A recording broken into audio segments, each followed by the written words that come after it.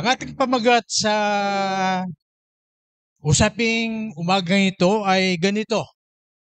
Sa Diyos, mahalaga ang motibo kaysa metodo o di kaya pamamaraan.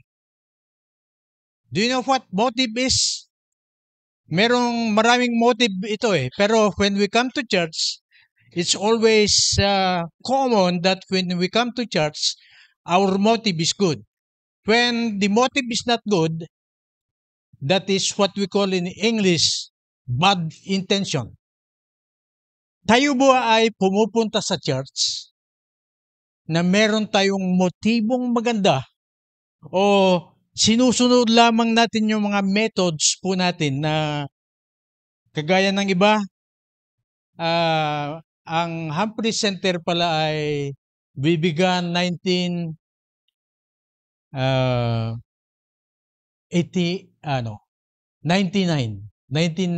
dito. Maraming nag-a-attend dito noon. Hanggang sa mga tabi ng wala pang aircon kasi noon Hanggang sa tabi ng bintana may mga nakaupo diyan. Yung iba nakatayo sa likod. All of them meron silang hangarin. Meron silang motibo. Number 1, si Papa Roy ay nagbibigay. Andito si Papa Roy. Punta tayo. Magkakaroon tayo ng blessing. Anong motibo yan? At marami din yung mga pumupunta na magpakita lang kasi gusto nilang merong mapwestuhan na lugar. Meron silang hangarin yan. At meron din yung mga iba ay pumupunta with all their hearts and with all their souls para mabless lamang. Maraming mga motibo at metodo ng mga pumupunta sa simbahan. Hindi lamang dito sa Humphrey Center, maski sa mga ibang lugar. Yung iba, they come without good motives. But because the words of God is powerful, eventually they become Christians. Maganda yun, di ba? Kagaya ng isang bagay, ang hinahanap ay blessing lang, yung physical blessing. Pero in the long run, nakakilala kay Jesus. So, ang ating usapin ngayong umaga ay, ulitin ko, sa Diyos, mahalaga ang motibo kaysa pamamaraan. Tayo po yung manalangin. Father, as we come unto you this morning, we bring you our message so that into our hearts, Lord, we need you to be the number one in our mind and in our heart so that everything that we may hear, we may understand. Panginoon, maraming salamat sapagkat hindi ka nagkulang sa amin. Anuman ang aming mga hangarin sa una, pero ito ay naging maganda. Alam ko na ito ay ginawa mo sa bawat isa sa amin ngayong umaga sapagkat all are here just to listen with your words. Bless us all together now. In Jesus' name, Amen. Ako ay naging pastor na hindi magandang motive. Sapagkat sabi ko, hindi rin lamang ako makapag-aral. Sabi ko, punta na lang ako sa Bible School. Anong malay mo? Pagdating ng araw, makapag-aral din ako. Ako ang pastor na pumunta sa Bible School na walang magandang motibo, walang magandang hinahangad sa harapin. Pero, iniligtas ako ng Panginoon sa pamagitan ng kanyang kapangyarihan. At nung makilala ko siya, nawala na yung mga motibo ko na hindi maganda. Ewan ko kung paano kayo naligtas. Iba-iba ang pamamaraan ng Diyos kung paano tayong maligtas. Whether we have the motive or the methods. Dito ay sinulat ko na lamang para mas mabilis po tayo. Sa paglalakbay ng pananampalataya, madalas na mas pinangangalagahan ng tao kung paano siya maglingkod sa Diyos kaysa bakit niya ito ginagawa. Marami niyan. They want to serve the Lord, but they do not have in mind why they are doing it. Di ba? Marami sa ano yan. Pero maganda yung meron tayong motibo. Sapagkat pag meron tayong motibo, nakaangkla po tayo doon at hindi yung pasuray-suray ang ating mga intention. That's why most of those who came the very first place, andyan sila noon, tumagal ng konti pero wala na sila ngayon. No good motives. At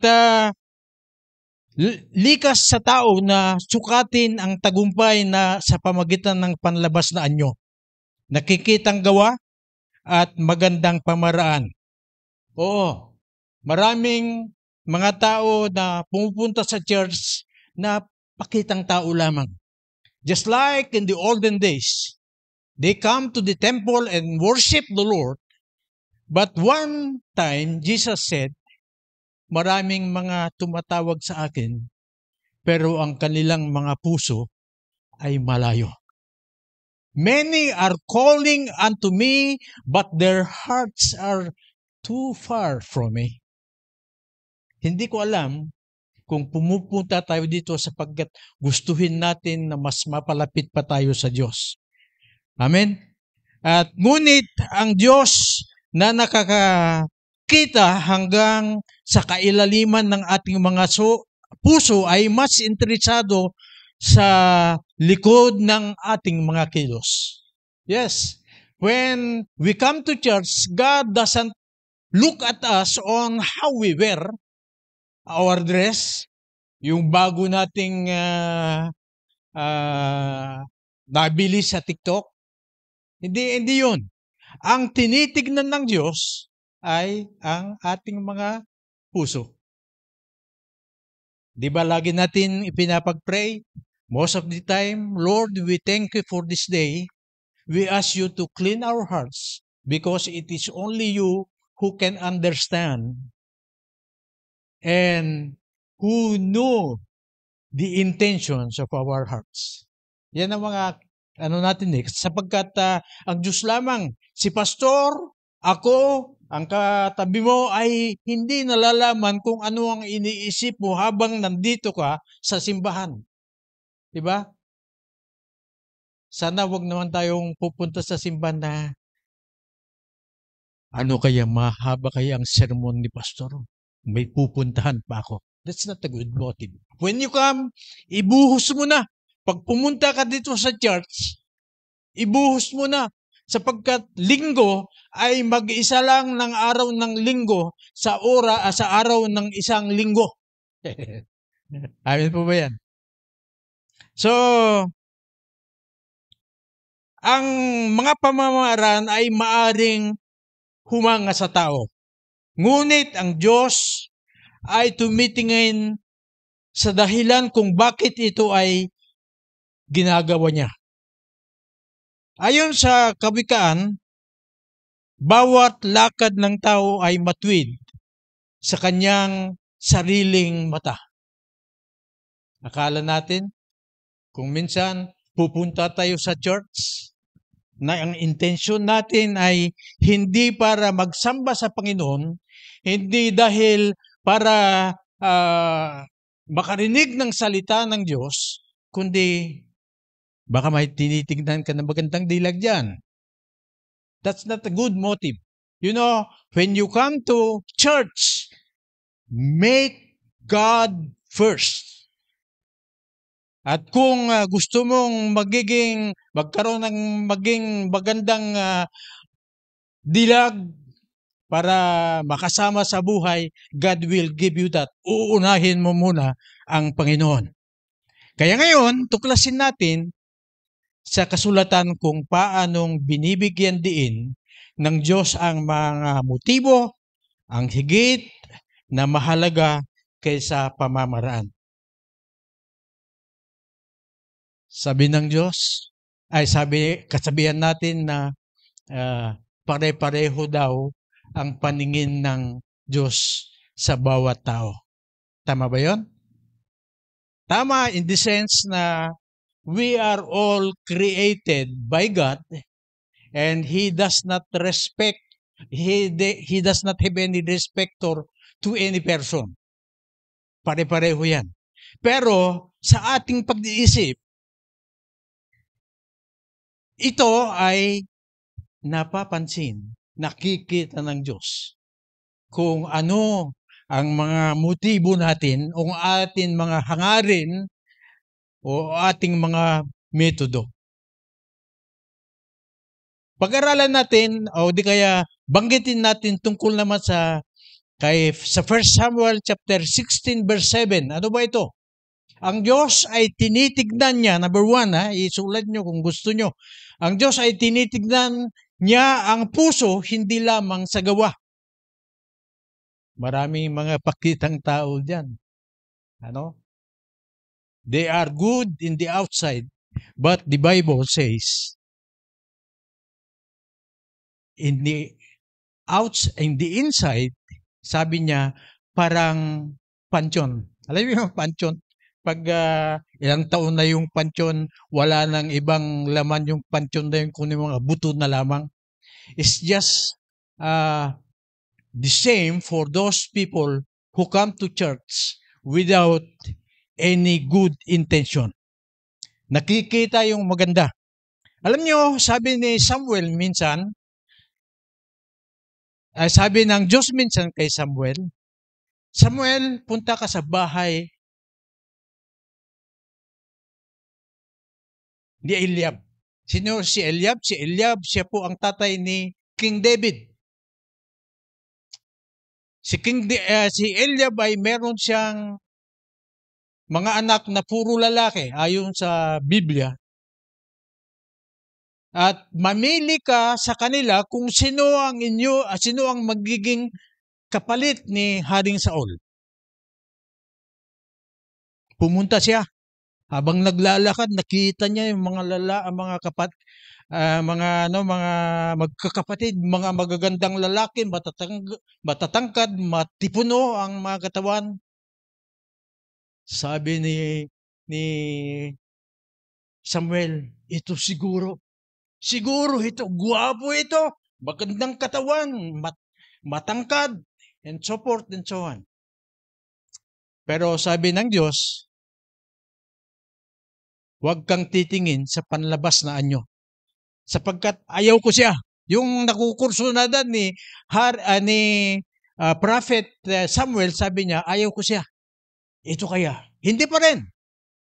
Kaya sabi niya, basahin natin, ngunit, ito sa sinasabi sa 1 Samuel 16:7, sabi niya, ngunit, sinabi ng Panginoon kay Samuel, huwag mong tignan ang kanyang anyo o ang kaataasan ng kanyang tangkad sapagkat aking itinatakwil siya sapagkat hindi nakikita ang Panginoon gaya ng paningin ng tao sapagkat ang tao ay tumitingin sa panlabas na anyo ngunit ang Panginoon ay tumitingin sa puso.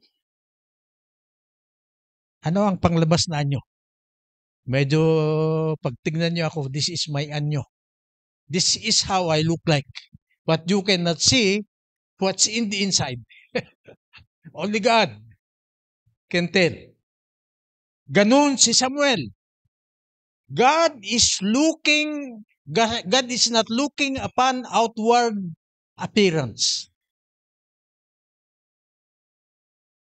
Maraming nagkakamali kung minsan din sa mga tumitingin sa appearance. Appearance yung kabuuang anyo, yung nakikitang anyo ng isang tao. Kaya sabi sa Biblia na mag-ingat kayo sa pag-asikaso, pag-entertain sa mga foreigners. Hindi taga-Amerika, ibig sabihin mga tao na hindi nyo kilala dahil karamihan sa kanila ay mga anghel. Di ba? Kung minsan nakikita natin na parang walang kwenta. Pala siya ay isang milyonaryo na pumunta sa church. Nagkunwari na mahirap o di kaya hindi na mayaman na mayaman. Pala, dito po kayo. Hindi nila alam na nung bigayan na ng offering, nagbigay ng milyon. Pagkatapos ng prayer, hindi na nila nakita yung tao. Maraming mga pagkakamali ng tao because they look at outward appearance. Pero yung iba, pagkararating, sabi ni Santiago, na pagpunta ka sa church, sabi niya, uupo ka sa likod, huwag sa harapan sapagkat baka may nakaupo doon. O uupo doon. Sa likuran lang. Yun naman ay huwag mong ipakita dahil magbigay ka ng 1 million ay punta ka sa harapan. Hindi naman na maganda na motive yun. So, ito ay pinapakita nito na higit na pinangangalagahan ng Diyos ang laman ng puso kaysa nakikitang gawi. Ang maganda mga pamamaraan, ngunit walang malinis na puso ay walang halaga sa Diyos. Anong ibig sabihin? Ibig sabihin na binibigyan pala ng Diyos ng walang kahalaga ng isang tao. Hindi po yun ang ibig sabihin. Pag ang sinabi ng binibigyan ng Diyos na walang kahalagaan, yung kaluluwa mo, mahalaga yan. Pero yung ginagawa mo, alam niya kung hindi tama, hindi sa kanya ay mahalaga. Pangalawa na po tayo. So, ang motibo ay nagbibigay halaga sa pagsamba. Bakit? Nung panahon ni Isaias, mas mahusay ang mga Israelitas sa pamaraan ng pagsamba. Mga handog na susunugin, insenso at pista, ngunit kanilang puso ay malayo sa Diyos. That is in Isaiah chapter 1 verse 11 to 13. Ano ang kabuluhan, sabi niya, ng karamihan ng inyong mga hain, sabi ng Panginoon, huwag na kayong magdala ng walang kabuluhang handog. Ang kamangyan ng kasuklam sa akin. Alam niyo sa mga Israelitas, gaya ng nasabi ko na they are good worshiper for God. Maganda sa kanilang mga pagsamba. Pumupunta sila, magaling sila umawit. They played instruments and so forth and so on. Pero meron pa mga dala nilang handog. Nung araw, uso yung tinatawag na handog. Handog is sacrifice. Iba-iba yan na sakripisyo. Ngayon, hindi natin ginagawa sapagkat si Kristo ay tinupad na yun. Siya mismo ang naging handog. Pero mga Israelitas noon, pumupunta sila. They have the best in life to offer to God. Pero sabi ng Diyos, hindi, sabi niya, hindi kayo magdadala ng ganito at ganyan. Sapagkat sa akin ay kasuklam-suklam. Alam niyo bang kasuklam-suklam ay walang konting kagusto ng Diyos sa isang bagay. Yan ang kasuklam-suklam. At hindi maligod ang Diyos sapagkat mali ang kanilang motibo. Bakit? Ginawa nila ito na kaugalian. Hindi dahil sa tunay na pag-ibig na pagsunod. When you come to church, ugali na lang. You come to church, you are good boy. You are good girl. When you come to church, you go home, ugali na lang yun. Hindi rin gusto ng Panginoon ng ganoon. Ibig sabihin na when you come to church, maski matagal ka nang nagsisimba, dapat meron kang motibo. Pag alis mo pa lamang sa bahay nyo, ang hinahangad mo sana, Panginoon, sa araw na ito, I want to be blessed. Sinasabi nyo ba, pinapapray nyo ba yan na hinahangad nyo na sana sa araw na ito ay mapagpala kayo? Hindi sana tayo pumunta sa church para tumingin o patingin. Di ba? Pupunta tayo with all our hearts. Matagal man tayo na Kristiyano o hindi.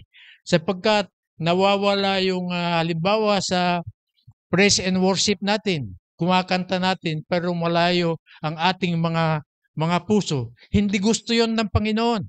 God prefer good motives than our methods. Sa Matthew chapter 15 verse 8 to 9, ang bayang ito'y ginagalang ako ng kanilang mga labi. Pakinggan niyo. Ngunit ang kanilang puso ay malayo sa akin. Datapwat, walang kabuluhan ang pagsamba nila sa akin na nagtuturo sa kanilang mga aral na utos ng mga tao. Kailangan pala natin na kung tayo'y pumunta sa church, nagsasamba tayo with all our hearts. Alam niyo, nung hindi pa ako Kristiyano, pumupunta rin ako sa simbahan na malaki. Kailang ang matatandaan ko lang tuwing Semana Santa o di kaya special occasions lang, may magpabinyag gano'n. Pero hindi ko alam na meron palang Diyos na dapat na pag pupunta ka doon, magsamba ka man lamang. Yung iba nakikita ko na pag dumadaan sila sa isang malaking imahen na yan na lumuluhad pa sila na and so forth and so on, hindi ko alam kung totoo yun o hindi. Sapagkat yung tao na naggaganyan, yung mga tinatawag nila na apostolada and so forth and so on, mas malala pa ang buhay nila kaysa yung buhay ng lasenggo. Dahil gumagawa sila ng maganda pero tinutuyan nila ang kapwa nila. So that is not good. So kaya't ang pagsamba na walang tamang motibo ay walang kabuluhan sa Diyos. We just finished our praise and worship. I don't know if you came over just to sing with the congregation, and when the service is over, uwi na wala man naiwan sa ating mga puso. Kaya karamihan ng mga pumupunta sa church, alam nyo ba na pag magsamba kayo, kung meron kayong problema, pag uwi nyo, magaan na magaan ang inyong puso, ang buhay, at pati sa inyong papalong kumita, ang dali. It is because when you come to church, you should spend your time to worship God with all your heart. Hindi kunwari lamang. Tandaan nyo ito. Ito ang susi ng kaligayahan ng tao when we praise Him. Alam nyo, when we praise God, hindi basta mag-praise lamang tayo yan. Pinapagpala natin ng Diyos. Alam nyo ba na ang Diyos ay hindi lamang tayo ang pinapagpala kung nabigyan tayo ng mga physical blessings at spiritual blessings. Hindi lamang tayo rin ay pwede tayong magpala sa Diyos sapagkat worshiping God is not only when time of service, but this is what we call a lifestyle. Even when you are working, maski nasa bahay ka, nasa pamilya ka, when you are singing, praising the Lord, you are giving a blessing to God. Nakakakita na ba kayo na tao nagbe-bless sa Diyos? Wala. Mga nandito sa church lamang, those who come over to worship Him in truth and in spirit. Amen? Walang kumikibo. Amen man naman dyan. Pakatlo, walang silbi ang pamamaraan kung walang pag-ibig.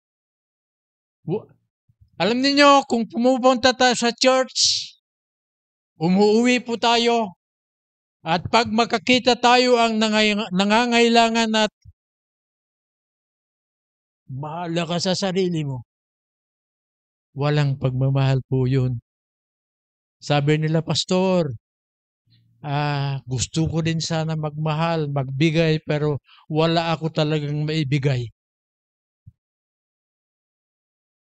Ano ang pwede mong ibigay? Hindi ko alam kung ano ang pwede. Pero sabi sa pangatlong pakay po natin dito sa ating sermon ngayon ay walang silbi ang pamamaraan. There's method is useless without love. Di ba sabi sa Biblia na love one with another? If you love your neighbor, di ba sabi sa Biblia, love your neighbor as you love yourself. Loving your neighbor hindi sa ibang paraan, kundi loving is showing them good. Whether the pastor or anyone else are watching. Amen? Walang kwenta ang inyong pagkakristyano, ang ating pagkakristyano, isama ko yung sarili ko na wala tayong tunay na pag-ibig sa iba. Nagbibigay ang mahalagang aral si Apostol Pablo tungkol sa motibo sa paglingkod. Ito ang sinasabi sa Biblia. Kung ako'y magsalita ng wika ng mga tao at ang mga anghel, datapwat wala akong pag-ibig, ako'y maging tanso na tumutumog lamang. At kung ipamigay ko ang lahat ng aking tinatangkilik upang ipakain sa dukha, datapwat wala akong pag-ibig, walang pakinabangan sa akin. So, ibig sabihin, even though we give everything that we have, if we just give, marami kong pera eh. Gaya ni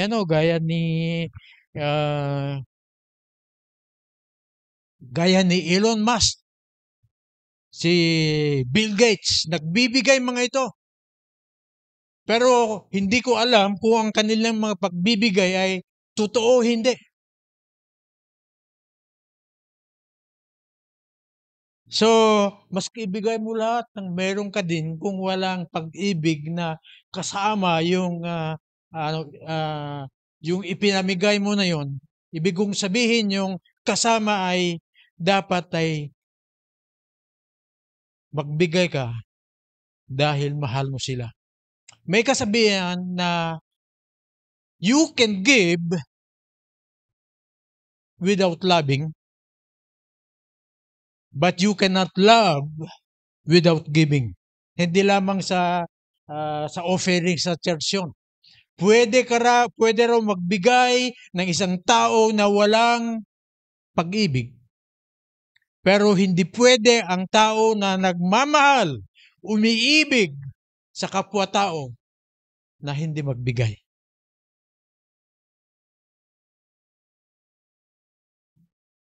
Kami ay galing ni Mama Dangyo ng napakahirap na kalagayan ng buhay. Kung maaari lamang, kung hindi ako siguro pastor, sumpain ko na ang Diyos. Bakit ganito ang buhay namin? Pero hindi ako nagreklamo hindi ako nag-complain sa Diyos. Sabi ko lang sa Panginoon, Lord, kami mga lingkod po ninyo. Nung nasa Pangasinan po kami nito, bakit kami ganito ang buhay namin? Wala akong trabahong maganda. Ang tinatanggap ko lamang noon, liban sa maliit, katiting lamang na tinatanggap sa mission, pero nagtatrabaho pa rin ako sa labas sapagkat marami na akong anak noon, pero napakahirap ang buhay. Parang ang kunat, alam mo yung makunat, matumal. Sa Tagalog yata yun, matumal. Matumal ang buhay. Pero when God blesses us, we will be able to share also the blessings that God is giving to us or that God has given to us. At alam nyo ba, sabi nila, nung tumagal na, milyonaryo sana ang mga taong ito kung hindi sila palabigay. Si Sharon, siya po ang nakikita ni Sharon ang buhay namin noon. Bakit kanyo? Nung ligawan ni Pastor Bong, sabi niya kay Pastor Bong Pastor Bong, tama na ang isang pastor sa pamilya namin. Ako pala ang pastor noon. Tama na ang isa. Hindi mo natatanong sapagkat nakikita niya ang buhay ng pastor ay mahirap. Pero nag-asawa din ng pastor. Pero yung buhay namin noon, hindi na naulit yun sapagkat when God gives a blessing to anyone, hindi po nagbibigay ng kalungkutan nito, kasayahan po. Hanggang ngayon, hindi pa rin kami naging milyonaryo na kagaya ng sinasabi ng tao. Marami, pati sa Saudi, akala nila mayaman ako sa Saudi. Yung iba, umuutang sa akin, akala nila marami akong pera. Bukha lang yun. Sapagkat walang natitira naman na meron kami na hindi namin isinishare ang blessing na ito. Sapagkat a blessing cannot be a blessing that unless you share it. Kung meron ka, blessing mo yan, that's not a blessing. But when you share, hindi naman ibigay lahat. Share. Kung ano yung share na gusto mong ibigay, that is already a blessing. Kahit papaano, kabuti ang pamamaraan, pangaral, pagbibigay o sakripisyo kung walang pag-ibig na motibo, ito'y walang kabuluhan sa Diyos. Number 4. Meron pa, hanggang number 5 yata tayo dito. Sabagay, may 30 minutes pa. Amen po ba? Nagsawa na ba kayo? O di kaya inantok na ba kayo? Huwag kayong matutulog sapagkat sisingilin kayo ni pastor. Ginagawa yun ng church na tulugan. So, motibo ang na magpasya kung may gantimpala. Kung yung good motives mo na ginawa mo ay merong gantimpala yon. Pero yung bad motives, wala. Negative.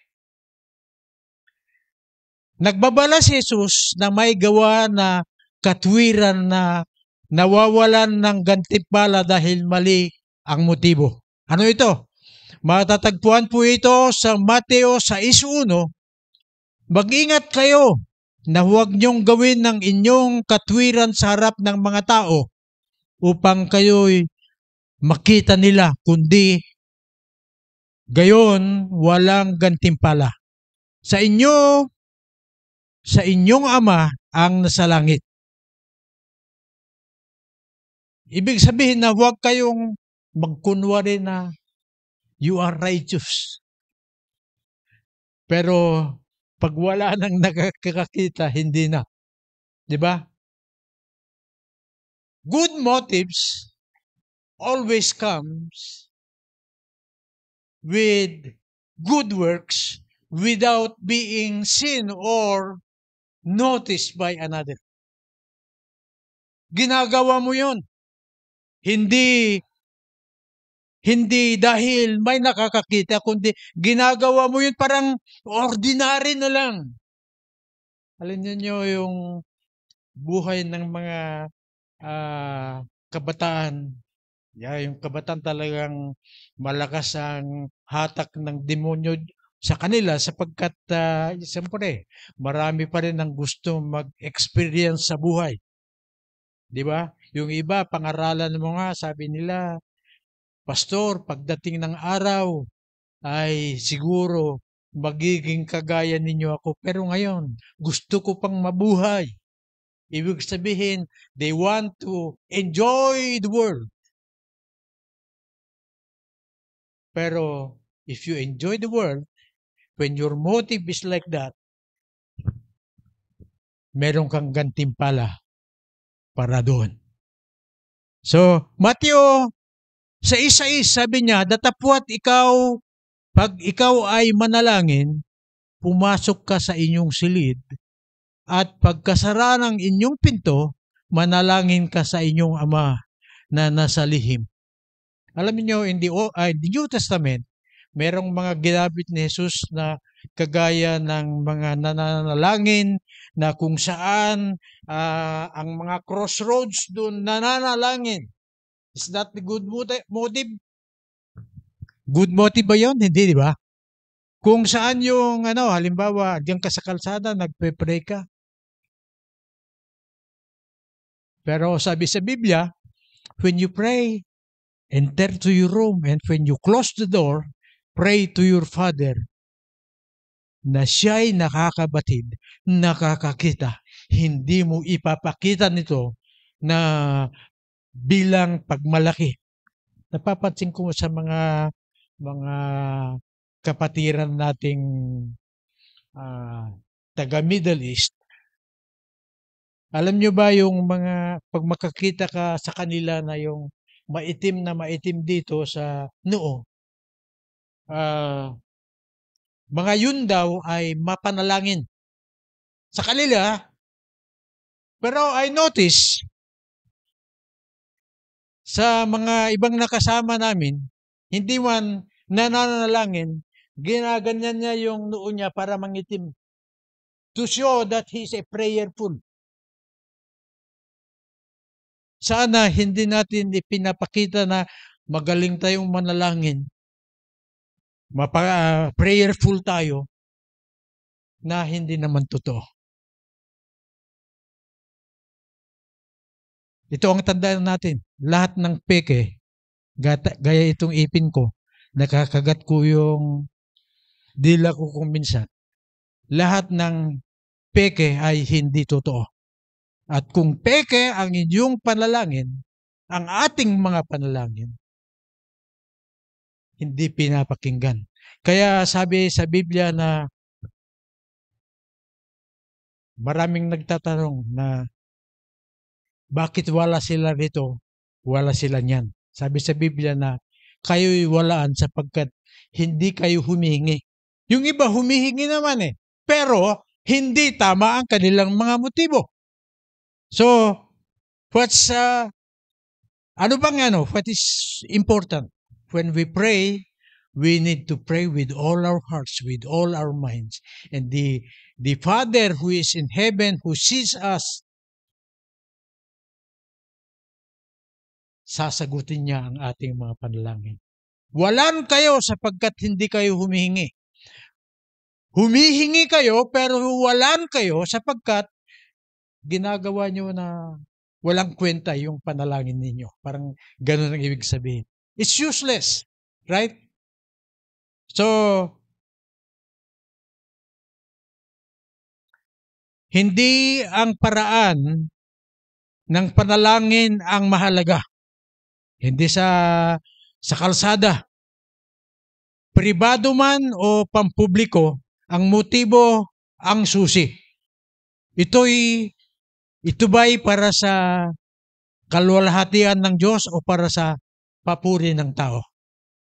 Kung nananalangin ka kung saan-saan, pwede namang manalangin na huwag mong ipikit ng mata mo Huwag kang mananalangin sa kalsada na nakapikit ng mata.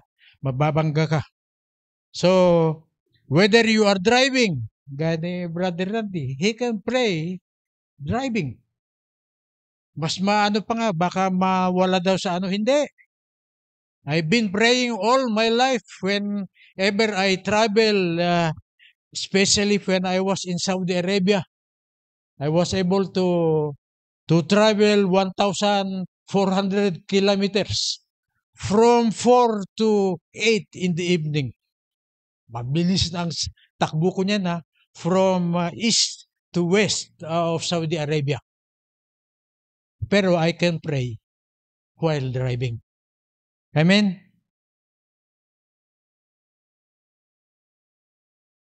So, panglima na tayo.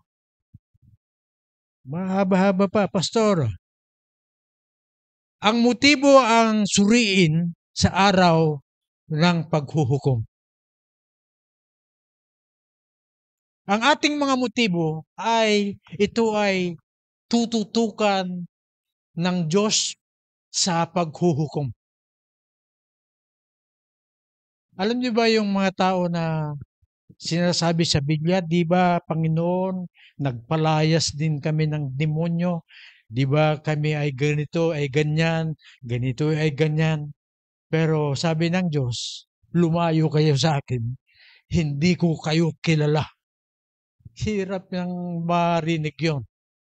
Ayaw ko na magpakahirap tayo dito sa mundong ito. Linggo-linggo andito tayo,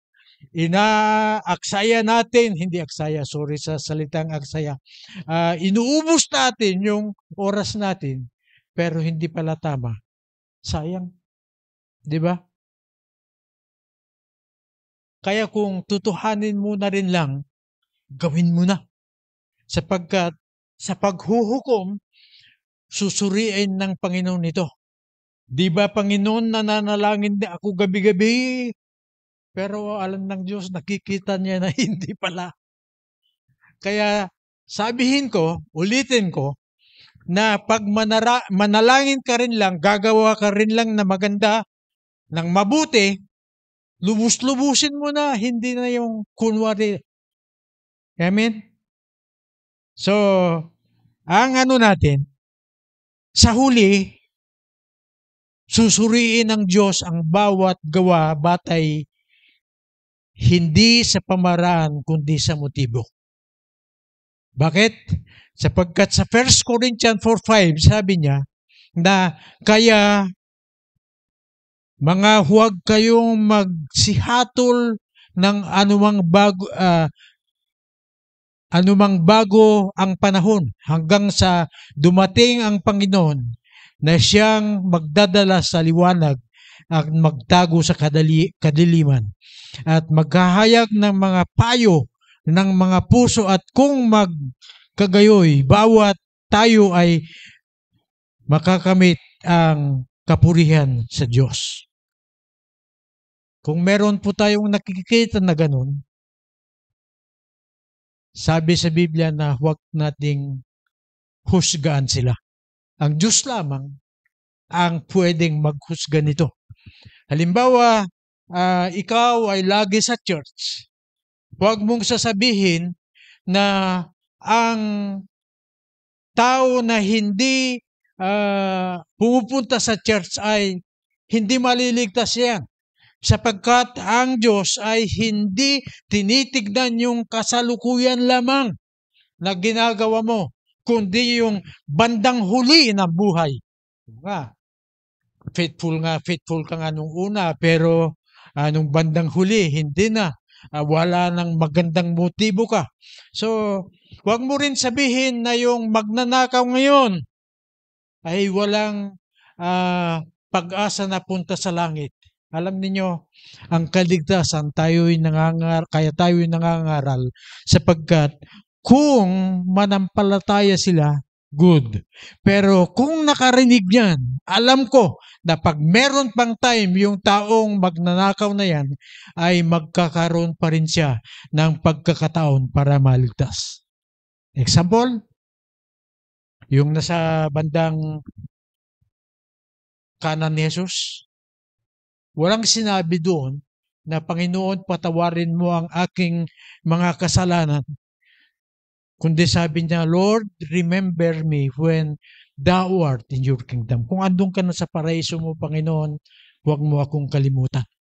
Anong sabi ni Jesus? Sasabihin ko sa iyo sa araw na ito, makakasama kita sa aking paraiso. Ibig sabihin na pagsisisi yun. So, that's the present situation of that guy. Dati magnanakaw o anuman ang kalagayan niya noon. Pero yung bandang huli. Kaya nais ko na kung nagsimula ka na rin lang maganda, lubus-lubusin mo na para pag ikaw ay mamatay, magkakasama tayo lahat sa langit. Amen? Baka magtaka kayo. Yung mga kapitbahay nyo, may kapitbahay tayo dyan nung araw. Di ko na-mention ang pangalan. Baka sasabihin mo na nasa impyerno siya. Don't judge. Pagdating natin, kung wala siya, tama ka. Pero huwag mong sasabihin na wala siyang pag-asa. It's only God who determines sapagkat nung siya'y binaril, palagay ko hindi naman namatay kagad yun. Dahil hindi naman ulo ang tinamaan. Anong malay nyo? Baka nakapagsisi. Amen? Kaya pagdating ng araw, baka makita nyo na lang pag nasa langit na, andito pala di ba? Kapitbahay nyo yan. Sa bandar yan. Pero don't judge. Sa araw ng paghuhukom, isinisiwalat ng Diyos ang mga payo ng puso. Ang ating tunay na layunin.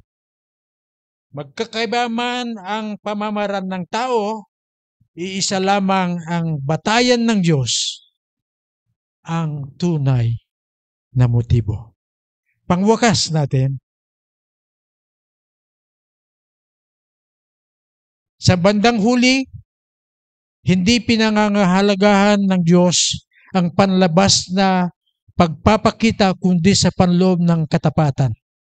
Ang pamamaraan ay may saysay, ngunit ang motibo ay tumitiyak kung ito'y kalugod-lugod sa Kanya. Maganda ang sabi ng propeta si Mikias.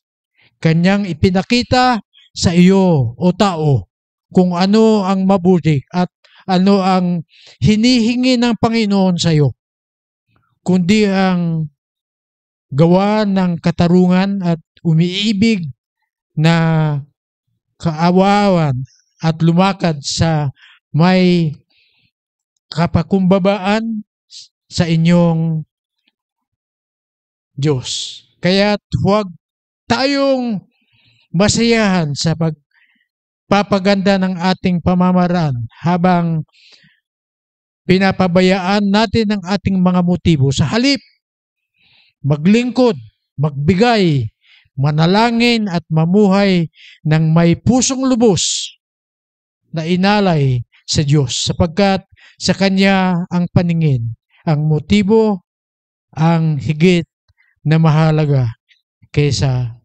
pamamaraan. Bago tayo maghihiwalay,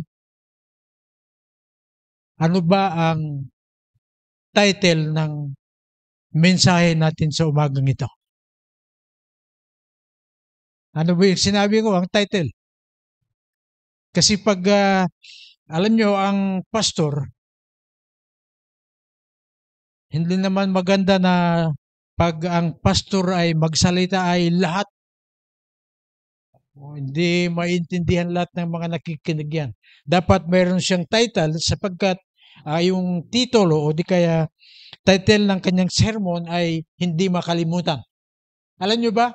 Who still remember our title? Wala. Okay, ulitin ko. Sa Diyos ay mahalaga ang motibo kaysa pamamaraan. Yan po ang ating mensahe ngayong umaga. Akala ko abutin ako ng alas 2, wala pang isang oras pala. Kaya praise the Lord sa inyong lahat. Sabi ni Pastor, gusto niya si Pastor, dapat sana nung Sunday ako ang mag-sermon, kaya lang hindi ako ready dahil ang dami akong ginawa. At akala niya siya ang mag-sermon ngayon. Sabi ko ako. Well, okay din sana, kaya lang sa linggo nasa Subic ako. In-invite ako yung church na pinatayo natin, so I would like you to pray for me na sana ang Diyos nawa ang magbibigay sa atin ng pagpapala, kagaya ng pagpapala na ating natamo sa umagang ito. Tumayo na po tayo lahat at manalangin po tayo.